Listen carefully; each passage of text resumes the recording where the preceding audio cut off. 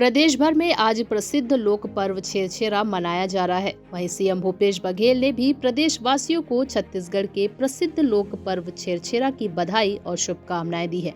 इस अवसर पर उन्होंने सबकी सुख समृद्धि और खुशहाली की कामना की है। बता दें कि नई फसल के घर आने की खुशी में पौष मास की पूर्णिमा को छेरछेरा पुण्य तिहार मनाया जाता है। इसी दिन मां शाकंभरी जयंती भी मनाई जाती है। पौराणिक मान्यता के अनुसार इस दिन भगवान शंकर ने माता अन्नपूर्णा से भिक्षा मांगी थी। इसीलिए लोग धान के साथ साग भाजी फल का दान भी करते हैं। महादान और फसल उत्सव के रूप में त्योहार मनाया जाने वाला छेरछेरा तिहार सामाजिक समरसता, समृद्ध, दानशीलता की गौरवशाली परंपरा का संवाहक है। इस दिन छेरछेरा कोठी के धान ला हेर हेरा बोलते हुए गांव के बच्चे, युवा और महिलाएं खलिहानों और घरों में जाकर धान और भेंट स्वरूप प्राप्त पैसे इकट्ठा करते हैं और इकट्ठा किए गए धान और राशि से वर्ष भर के लिए कार्यक्रम बनाते हैं।